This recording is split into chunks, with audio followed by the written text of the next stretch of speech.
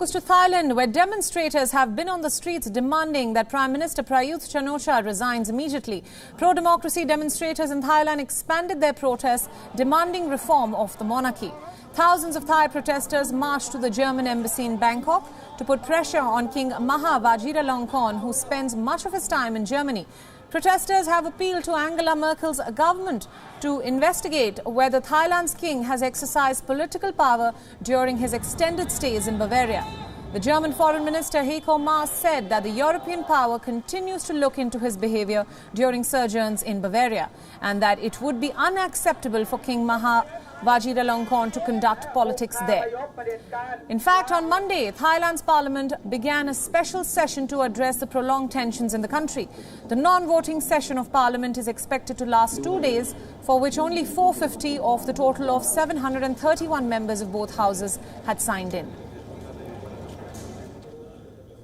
ผมเองในนามของรัฐบาลในนามรัฐมนตรีรู้ว่าทุกอย่างอาจจะต้องเปลี่ยนแปลงไปตามกาลเวลาของโลกปัจจุบันโลกแห่งเทคโนโลยีโลกแห่งดิจิทัลแต่เราต้องยอมรับนะครับว่าในประเทศไทยของเราคนจำนวนหลายล้านหลาย10ล้านคนนะครับก็ไม่อยากเห็นการเปลี่ยนแปลงในขณะที่เกิดความวุ่นวายสับสนโอลหม่านนะทุกคนก็มีความเชื่อของตัวเองเขาเห็นเขาเชื่อมาตลอดชีวิตของเขาเพราะนั้นเราจะต้องมีความสมดุลระหว่างความต้องการของแต่ละคนกับความต้องการของคนอื่นๆในสังคมด้วยได้ The pro-democracy protesters have not been deterred by emergency measures imposed earlier, nor has the crackdown dented their spirits. The protests have been raging on for over 3 months now, with the resignation of the Thai Prime Minister as central demand.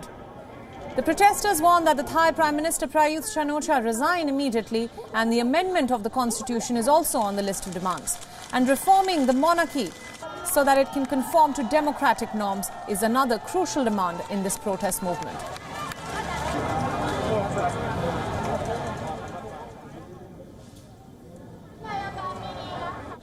Now joining us from Edinburgh is journalist Andrew McGregor-Marshall for more updates on the protest movement in Thailand. Andrew, thanks for joining us. Tell us a little bit about this protest movement in Thailand. It is led by students and is unprecedented when it comes to the demands. So what do these protesters want when it comes to reform?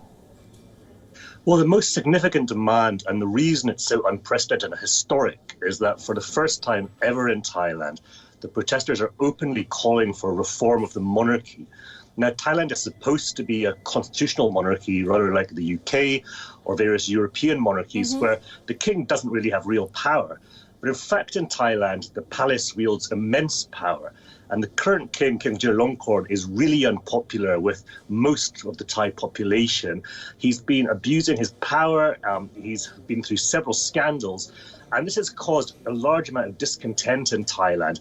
So protesters are openly, for the first time ever, demanding that the monarchy reforms itself.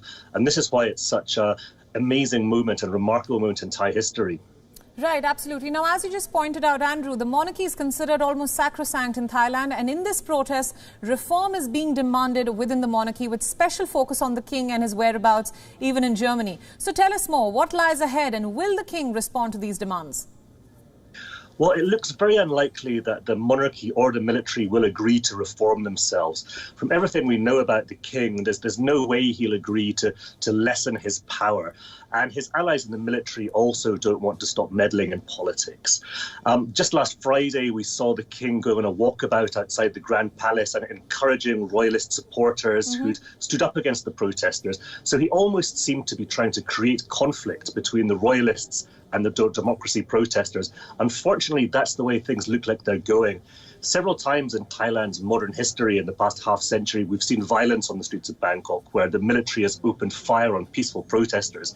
And there is a worry that because the palace won't reform itself, we're heading for a confrontation where we might see violence on the streets of Bangkok again. Right. All right, Andrew, thank you so much for joining us on this broadcast and for all your insights into this news development in Thailand.